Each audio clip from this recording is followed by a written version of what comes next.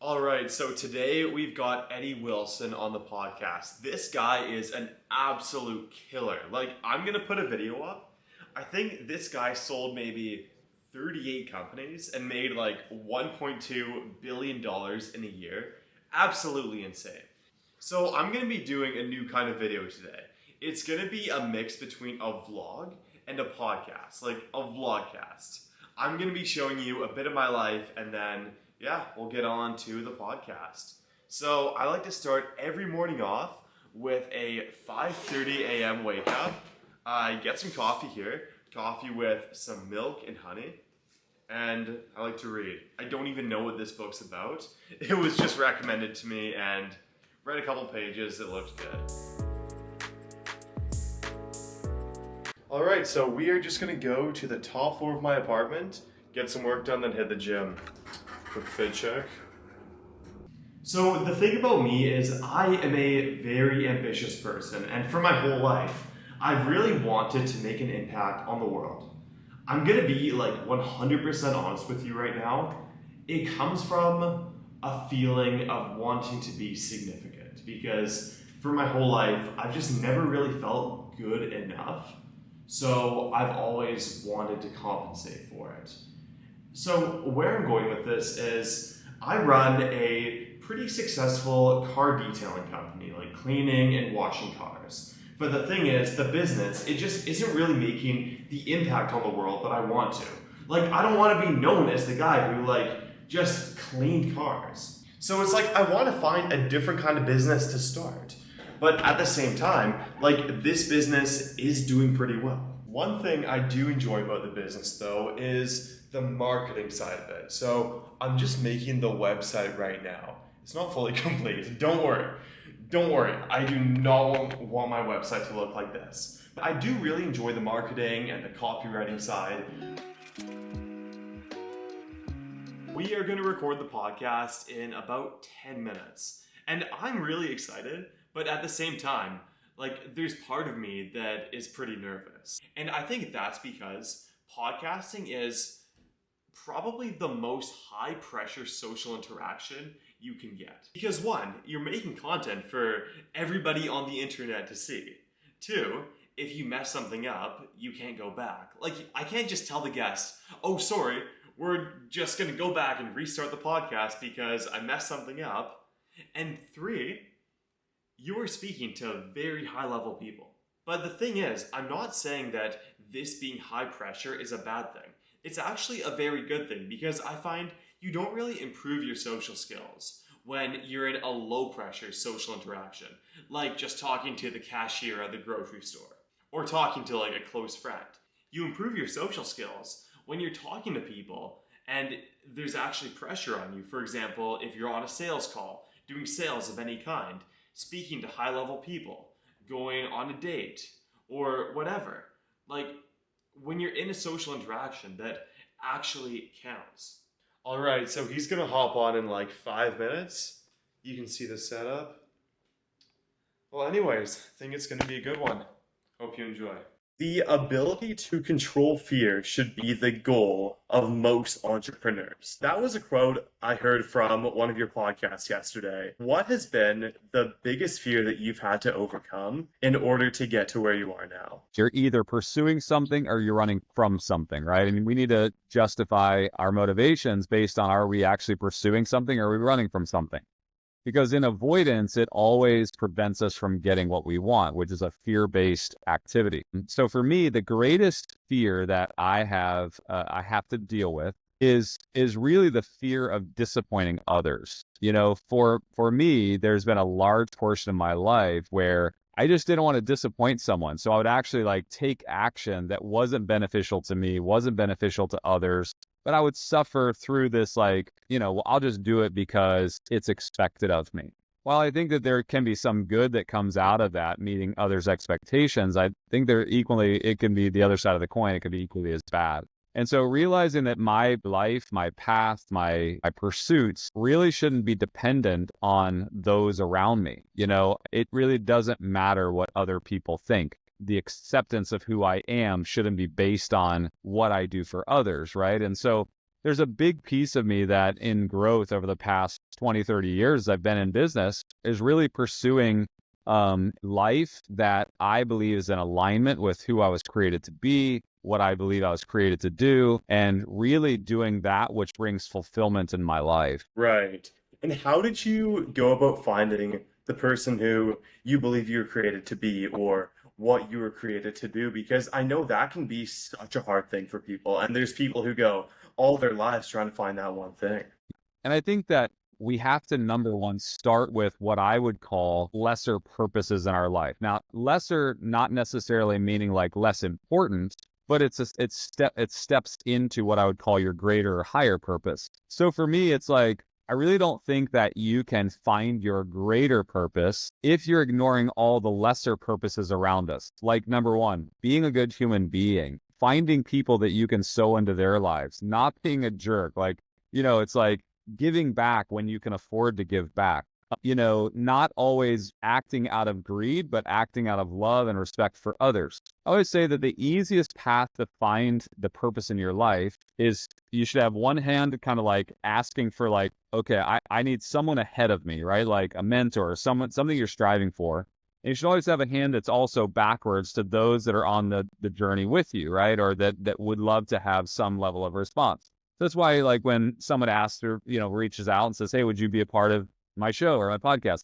To me, that's what I'm always trying to do is like, I'm either pursuing something or I'm guiding someone along the path with me. In that process of being open and willing, all of a sudden it's like your purpose begins to illuminate. And I think that I struggled with my greater purpose until maybe 7 or 8 years ago when I created what's called Impact Others now, my nonprofit. And really, I found a ton of fulfillment impacting people's lives that couldn't impact themselves. People ask me all the time, like, why don't you do more US-based or domestic-based charity? And I say, well, because the places I go, there's nobody there. There's nobody, like, if I don't show up, those people don't have a path to success, And so for me, it's like finding that and knowing that I can help someone that if I don't show up, there may never be someone that shows up.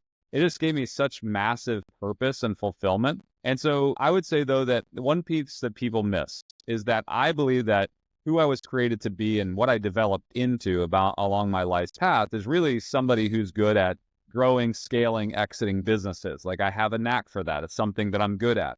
And while other people might be a good artist or they might be good at sports, they might be good at whatever it is, leading people. I think that it all aligns with that purpose. I think who I was created to be, what I developed into over the course of my lifetime, also then aligns with my greater purpose, which is impacting lives of those around me. I think that every person's purpose is tied into impacting someone else's life. It's just you actually do it, right? Like, how are you doing it? What gifts and skills do you have in order to do it? And I think that that's kind of the journey that most people are on. So it's about not avoiding the lesser purposes today. Be a good person. Find someone to sow into their life, right? It's about developing your own skill sets of what you're good at and making sure that you're not just using them on yourself, that you're actually pointing them to the good of other people and then deciding how much impact and where you can make impact on others. Yeah, I love that.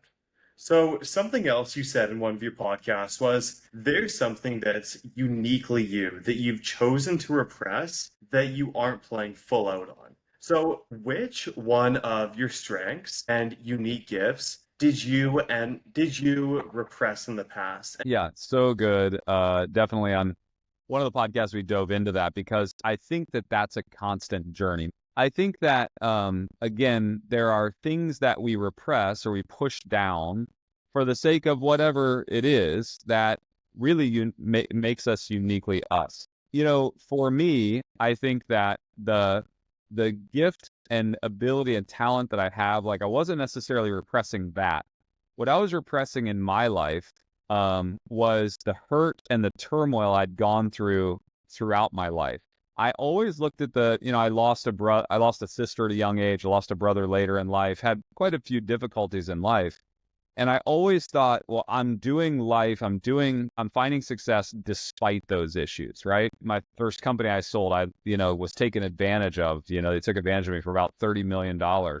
And, so what I was doing was I was kind of repressing that those things in my life were really the catalyst for growth and success. And once I discovered that, once I realized like, oh, those things weren't just obstacles I had to overcome, they were actually catalysts to get me to where I am. And literally kind of finding gratitude for those moments, those issues, those struggles, all of a sudden the trajectory of my life increased. It was like slow, steady growth to like hockey stick crazy growth when I realized like those issues in my life, like they were allowed in my life, they existed in my life, and they should be there to catapult me, not to prevent me. And because that's where everybody, like everyone has one of two perspectives on problems in their life. One, it happened to me and I have to overcome it. Two, it happened for me and I get to use it as a springboard. And whatever you've gone through in your life, your perspective on that problem will determine your trajectory, right? And so for me, it's like that was the repression I was creating in my life, was I was trying to just overcome it like it was an obstacle. Like, yeah, these bad things happen in my life and I'm trying to overcome it. When that paradigm shifted, it was like, no, that happened for me and I get to use that for the sake of others, for, whatever else. It's like that really exploded the growth that I had in business. Yeah, that's so true. And just from my life, I've honestly had a lot of struggles in the past with self-esteem and mental health. And as soon as I changed my perspective from, like you said, why is this happening to me, to why is this happening for me? And I started to actually see that as a good thing. I noticed patterns in my life of like good things that came out of that. And then I was Yes. like, holy shit, like all of these great things in my life ended Yeah. up coming from the fact that I dealt with this trauma and this low self-esteem when I was younger. So it's crazy. Just such a small perspective shift can make all the difference. Makes all the difference. Yep, absolutely. And congratulations on learning that young, because I don't know that I actually learned that and really put it to practice until my 30s, and so the earlier someone learns that, the greater chance they have to not just using their traumas and making success out of it, but like leveraging their traumas to make success out of it. For sure. How have you learned to, one, find your traumas and then two, change your perspective on them? Because I find a lot of people would really benefit from this. I think pretty much everyone would benefit from this, but it's very hard to one, figure out what those traumas are and then also like go through the mental barrier of changing your perspective, if that makes sense. Absolutely.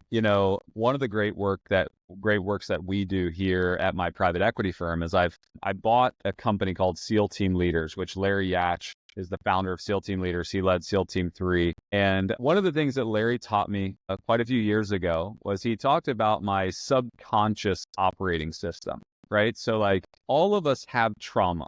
Some of us have, maybe a greater trauma. Some of us has lesser trauma, but all of us have trauma. There's been something that's happened in your life, and it doesn't have to be some horrible catastrophic thing. It could just be disappointing someone else, not getting the grades that you wanted. It could be, nobody approving of the piece of art that you did in 5th grade. Who knows, right? Like all of us have experienced something. And what happens is that trauma then creates a subconscious pattern in our life. Well, if you think about it this way, there's literally like you might have a dozen subconscious choices in the course of an hour, but you have 40, 50,000 subconscious decisions that are being made in that same period of time. There's only so much we can bring into the consciousness and make decisions on. But in your subconscious, you're making decisions on, typically what to wear, what to eat, you're just going through the motions and it's just happening.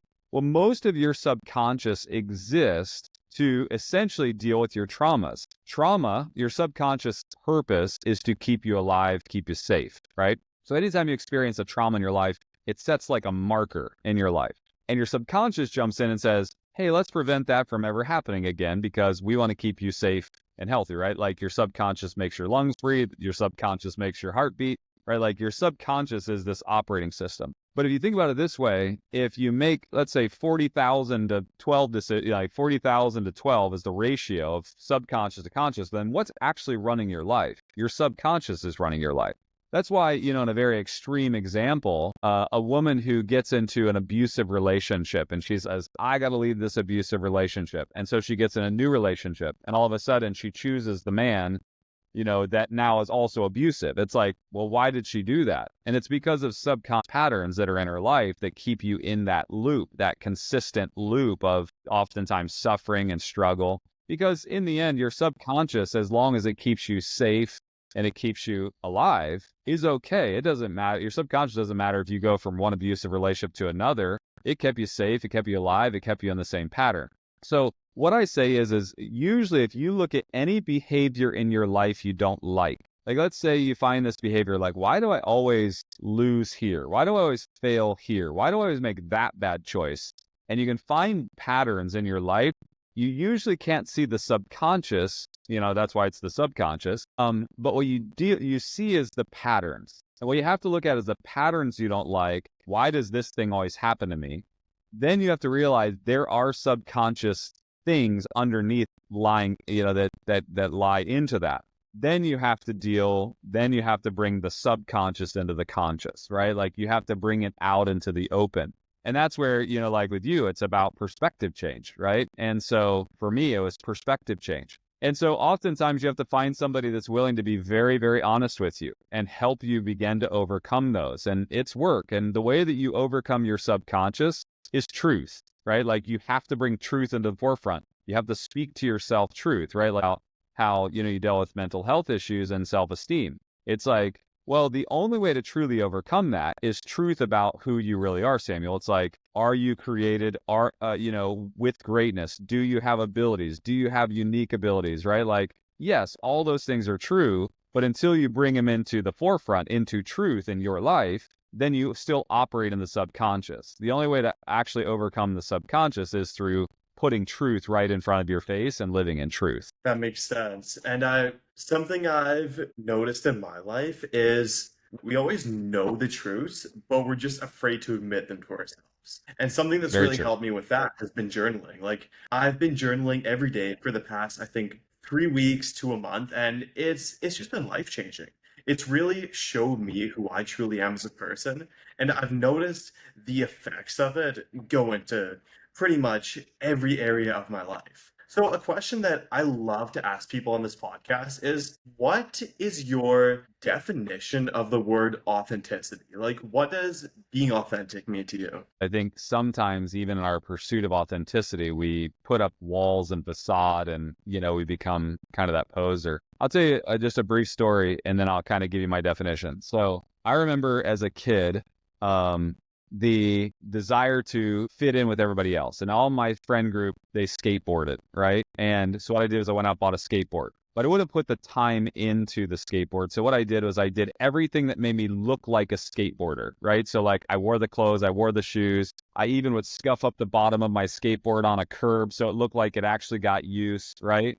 But I would always find my way out of actually skateboarding because I just wanted to fit in with the group, right? It's what, maybe my generation would have called a poser, right? Like somebody who just like acted as if they were, but they really weren't. The thing that prevented me from actually getting what I wanted was authenticity. Authenticity is not just, in my belief, a level of truth. It's an acceptance of the truth and living as if it is so, right? What would actually make me a good skateboarder is admitting to all of my friends I don't actually know how to skateboard, right? Because it would have forced me into actually learning. They probably would have, but also it would have probably forced me into a place of acceptance. If I just would have been honest and open about what really was, I didn't know how to skateboard, I wasn't good, right? Then what it did was it actually prevented what I ultimately wanted. So for me, the definition of authenticity is really about understanding the truth and living in it, living as if it is truth, right? Like, because oftentimes we understand truth, but we avoid it,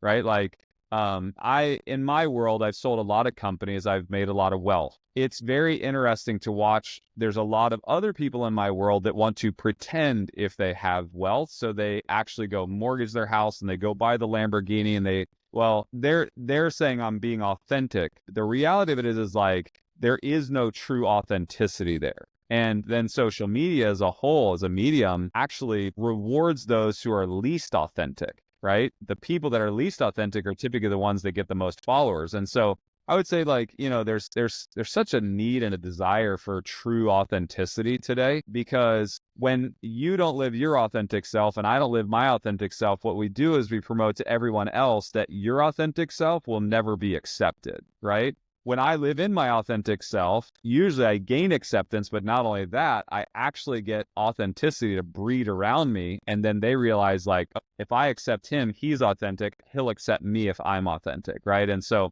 it's about an adherence to truth and living in it as if it is so. Most of us, I literally just did what I call a lunch and learn with my staff. We had probably 50 or 60 people in lunch. And I talked about the concepts of love, right? Like, what does love mean? And I said, most people want unconditional love, but what they really want is acceptance. They want to be who they are and be accepted for who they are, right? Like, that's how we actually feel unconditional love, is like when we're actually our authentic self and someone still accepts me. There's no greater feeling than that. Then you get to be who you are, right? Like who you were created to be without restriction. And someone says, I actually still like that. I accept it. I want to be around you, right? Like there's no greater feeling in life as a human than acceptance. For sure. So I really want to dive more into your business because it's such a pleasure to have you on and just learn about some of that success that you've had. So which strongly held belief about business that you had at the start of your career did you end up changing your mind about, or do you not Yeah. believe anymore? Yeah, I'll tell you the one big one, and I think that this is the big lie that is told to most people growing their business, is that you have to grow slowly and consistently to have a good business. I don't believe that anymore. I think if you build the right foundation, you can build a business as fast as momentum will carry you. I bought an insurance company, and we spent about a year or two just making it viable. And we went from 40 million to 200 million to 600 million to 800 million. Like we had massive, massive growth in 5 years, over $800 million in growth. And it was wild going from, dozens of employees to thousands of employees. But in the end, the thing I'm most proud of is the thing didn't capsize when I grew it that fast. I built the right foundation. I think business is about building the right foundation and then pouring as much gas on the fire as momentum will allow and riding momentum. There are sometimes you don't want to slow down your business. You shouldn't slow it down. If you slow it down, it's like playing prevent defense in football. It's like you're just playing to lose. And so I think slow growth is one of the greatest lies, like that you have to grow your business slow is one of the greatest lies that are being told by those that are teaching business today. You look at most curriculum inside of the college university, and they'll say things like, you go to a master's, go to an MBA program or something like that. They're going to tell you that statistically, your trajectory should maintain around a 20% growth pattern per year in a healthy growth environment, right? I think I don't think that's accurate. There's way too many business models today that you could have massive growth. Take e-com, for instance. E-com is one of those businesses that once you have the foundation built, you might as well scale it as big as that thing could possibly go and as fast as you can, because there may be a day in the near future where the product that you're selling isn't viable anymore. So anyways, I just think that that's one of the big lies, and one of the big lies that I just refuse to allow to come into my space any longer. Right. So what does building that strong foundation in a business look like? And how can someone who's listening start to do that with their business? Yeah, so you really need two things in order to build a strong business. You need strong processes and you need strong people. I built what's called Empire Operating System. It's my system for running a business. There's about 3,000 plus companies globally that operate on my system for growth. That's the processes. That's the ability to map out how you do it, why you do it, when you do it, and replicate it over and over and over again, right? It's why you could go to McDonald's, a hamburger in Beijing, China, tastes like a hamburger in Los Angeles, California, right? Processes. Then it's people. Processes are most people don't like the process part, but the process part is actually fairly easy. You get a systematic way of doing it, you capture it, and you recreate it. The people part is the hard part, because if you're going to succeed in business, you have to have people. And it's like, I always say business is science and people, that's the art part. And that's the hard part, right? The art of people is difficult. So I systematically go about finding the right people, selecting the right people for my team and training them. And that's a big part of the success is if you really want to have the right foundation for growth, you got to have processes, and you got to have, as an author once said, you have to have the right people on the right bus and in the right seats, and so it's like you have to have the right people, you have to have them in the right seats, and you have to have them trained properly. If you can build the right processes and have a system for finding the right people, the sky's the limit in business. Right, right. So, what are some important lessons that you learned about finding the right people? Whereas, so I use a system called predictive index. Predictive index is about the drives, people's drives, not necessarily their personalities. And so I think that if you can align with people's drives, what they're driven to do on a daily basis, then really they don't lack energy to do it. And so I always say that if you have predictive index, it's the key crucial component. And I put probably close to 70 or 80,000 employees through predictive index, and I push it to all the Empire clients.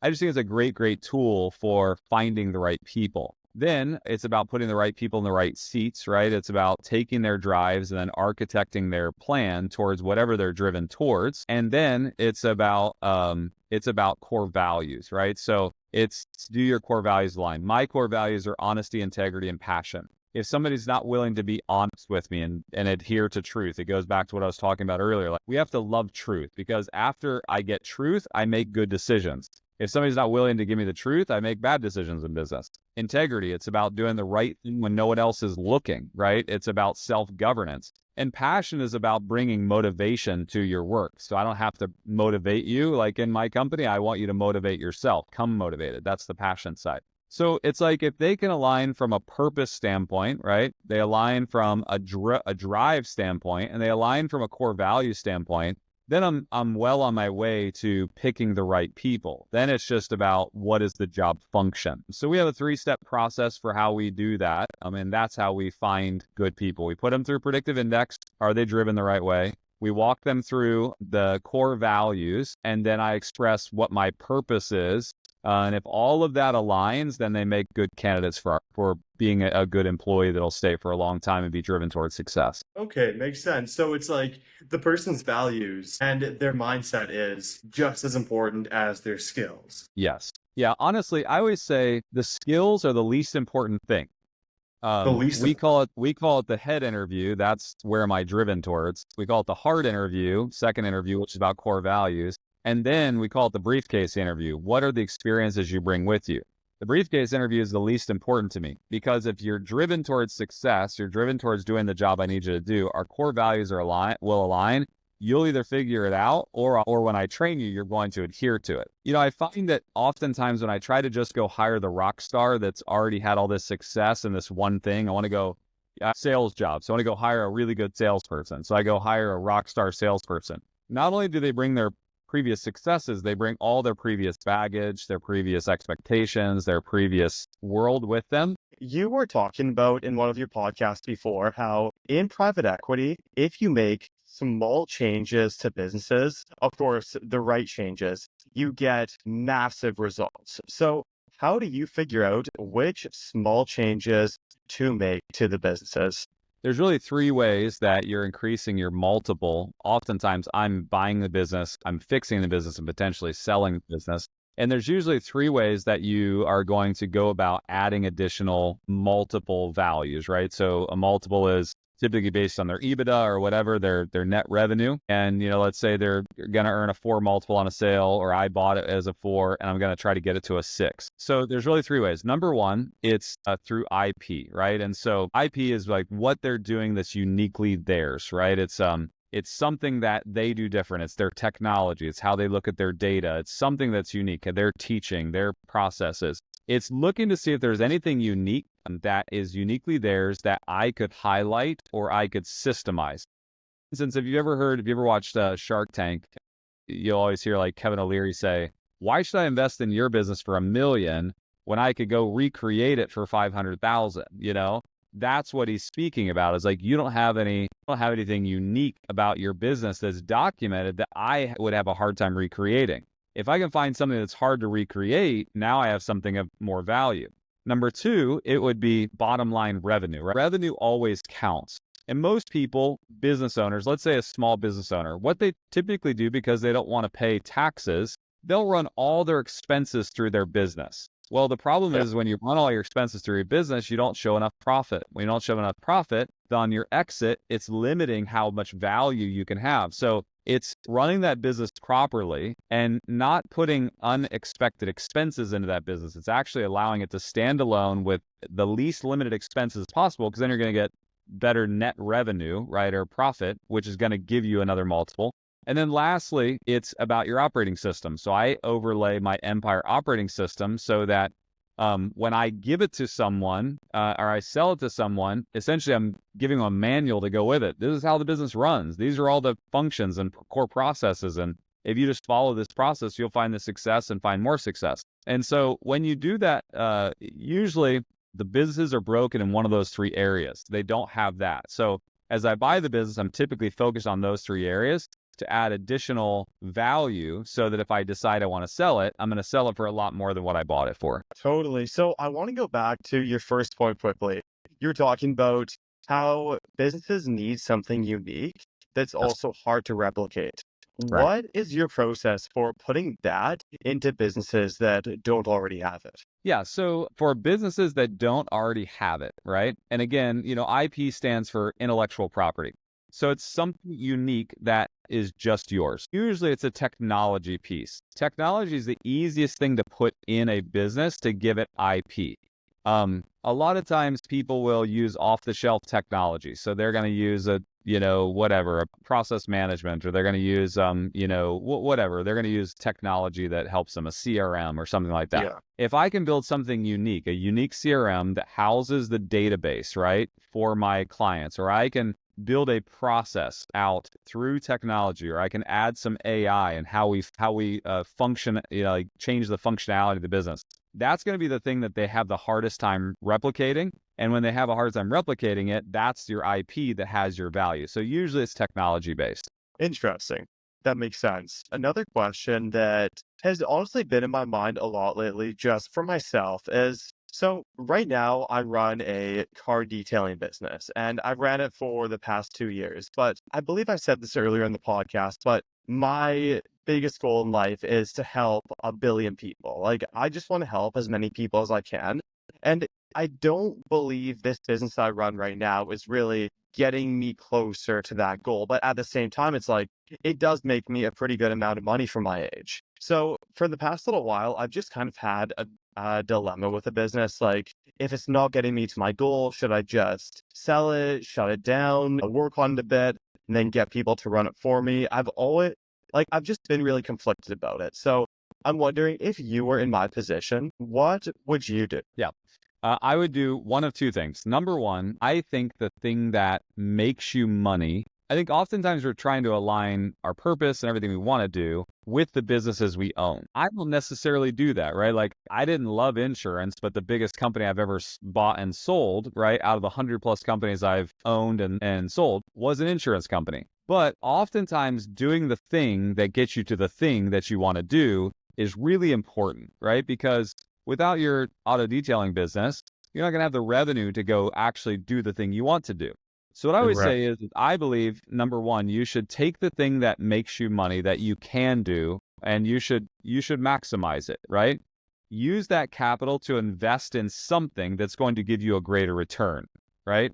And so that was the benefit of having the father I had, was he was a big real estate investor. So, he taught me to invest in real estate. So I have over 4,000 doors that if I decide to walk away from my business, I've got passive income that just, will happen for life, and also endows my nonprofit. A lot of the money that I give to my nonprofit comes out of my real estate portfolio, and I just dump it into the nonprofit nonstop. And so I love having that ability. But I didn't do that by building a business I loved. I did that by building a business that actually provided me income, And so I don't know if I get asked all the time this question, like, if you had to start over again, what would you go do? And I always say, I think Mark Cuban did a really good job at answering that one time. And he said, I would go get the highest paying sales job I had. I would do double the amount of work as everybody around me. And I would just sell, get high commissions. And then I'd take that money and I'd go invest it in something, right? For me, what I invest in is small businesses. I love, I would buy an auto detailing business, right? Like there's nothing wrong with being involved in business. Now, if you hate the business, like let's just say you get to the point where you're burnt out, like, man, I don't want to do this anymore. Well, then systemize it in a way that you can employ someone to do it for you and it just gives you the cash. Don't throw away the goose. Most people are like, I don't like this goose that's laying the golden egg, so I'm going to get rid of this goose. It's like, no, no, no. Just, put that goose in a pen, put it in a way that, get it into a place where it can operate on itself and live in its own, and let it just keep laying the golden egg for you, right? You've done what most people really struggle to do, which is start a business and sustain yourself through that business. Don't just throw that business away, right? So that would be my first piece of advice. My second piece of advice is if you can ever get to a place where you can get an offer to sell that business and it will give you 5, 6, 7 years of your life back, right? Like my first business I sold, I got a 7 times EBITDA, meaning I basically would have had to do the same thing for the next 7 years to get the same amount of money that they were going to give me in one day. Well, for me, that was a good deal. I get 7 years of my life back and I get to go live my life today as if I was 7 years older and have all the cash. Well, then I'm in. So if you can ever get to a place, I think number one, you should cultivate that goose, right? Try to get it to lay golden eggs. If you hate it enough, then isolate it and make it operate on its own. If you can stay under it, take as much cash out of it, invest in things that are passive and give you growth, you should do that.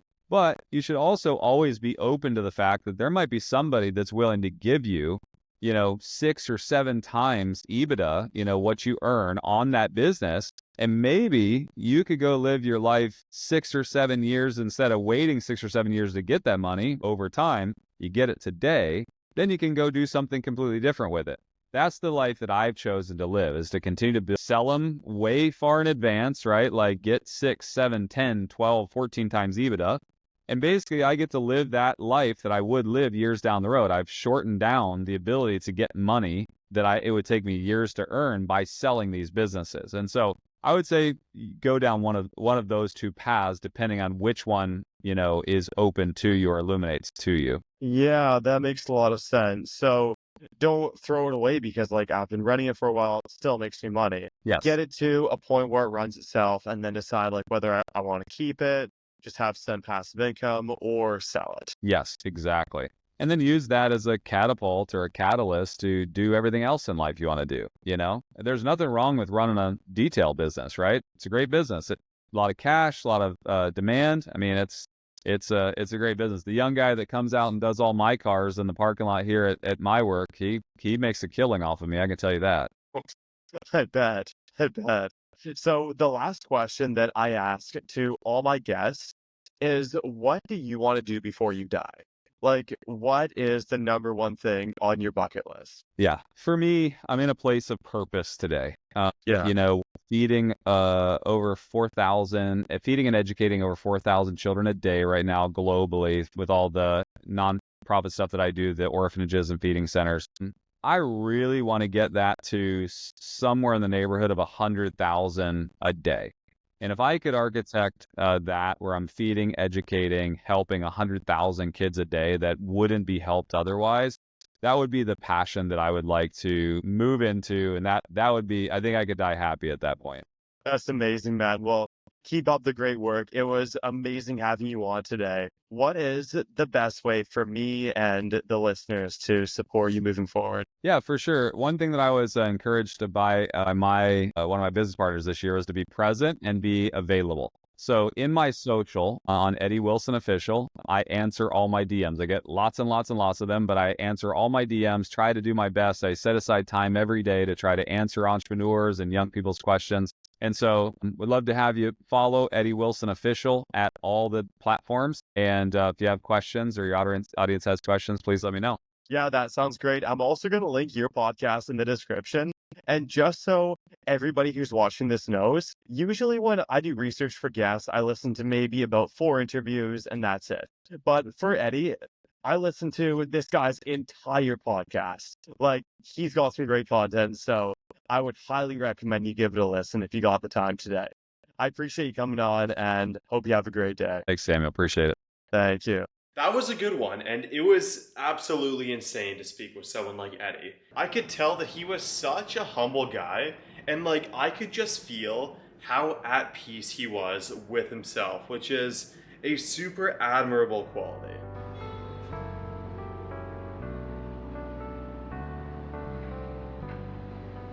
So the biggest lesson that I learned from that podcast, I didn't learn. It was more of a reminder. So I've interviewed like so many cool people, and I'm so grateful for it. And I've learned a lot of great information from these interviews. But the one thing that every single one of these reminds me is that all these people are just that. They're people. And if these people who are just like me can do these massive things like sell 73 companies in a year and make billions of dollars, then there's no reason why I can't either. So I know there's that Alex Hormozy quote that's like, oh, self-belief is just having a stack of proof that you work super hard and you do what you say you're gonna do. And yeah, it's like, I kind of agree with it, but at the same time, it's like, I think surrounding yourself with great people and people who are just like you who've accomplished great things is enough proof that you can do anything.